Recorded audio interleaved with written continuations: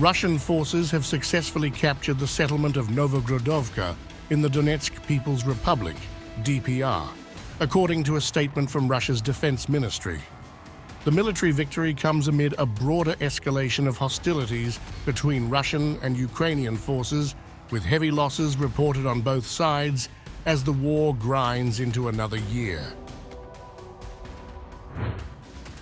The battle group Center led the offensive, defeating several Ukrainian military units in the process, including the 47th Mechanized Brigade, the 144th Infantry Brigade, and the 49th Assault Battalion, among others. Russian forces targeted Ukrainian positions near several key areas, including Dzerzhinsk, Shcherbanovka, and Krasnoarmeysk, reinforcing their hold in the contested Donetsk region. The Russian Defense Ministry claims that Ukrainian forces suffered significant losses, with up to 560 servicemen killed or injured. Military equipment destroyed in the battle included a US-made Max Pro armored vehicle, 2 Kozak fighting vehicles, and multiple artillery pieces such as the 152 mm Mr. B and D-20 guns and 122 mm D-30 howitzers. The capture of Novogrodovka is part of a wider Russian offensive that spans across several regions.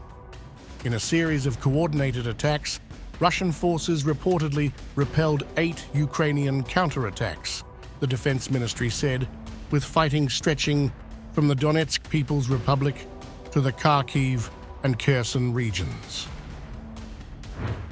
Russia's battle group South claimed to have inflicted heavy losses on Ukraine's 24th, 54th Mechanized, and 10th Airborne Assault Brigades in Donetsk, stating that 625 Ukrainian servicemen were killed in the past 24 hours.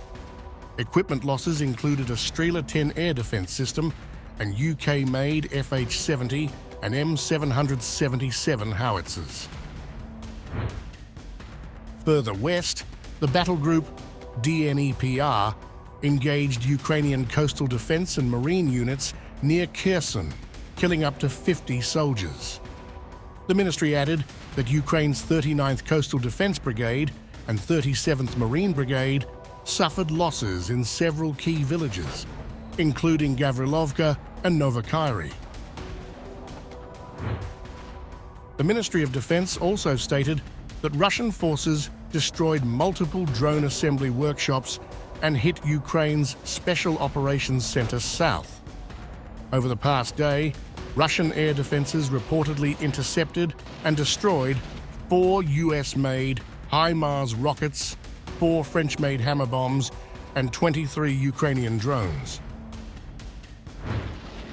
While these claims are difficult to independently verify, they underscore the intensifying nature of the conflict, which has drawn significant international concern, particularly regarding its humanitarian and global security implications. As the battle lines harden, the conflict continues to put immense pressure on the civilian population. In the Kharkiv region, Ukraine's forces lost 550 servicemen, according to Russian reports, as the Battle Group West continued its efforts to improve tactical positions near several key villages. Equipment losses included a US-made M113 armored personnel carrier, a Polish-made Krab 155 mm howitzer, and several D-30 howitzers. The fight to control the eastern regions of Ukraine remains a high-stakes battle for both Kyiv and Moscow. Russia seeks to solidify gains in the DPR and the wider Donetsk region, while Ukraine has continued its counteroffensive efforts despite heavy losses. Both sides claim advances, though territorial shifts have been slow and hard-fought. Meanwhile, Russia has accused Ukraine of violating international humanitarian law during combat operations.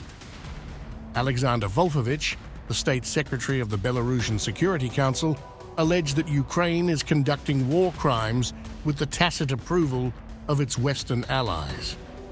Ukraine is violating all legal humanitarian rules of warfare.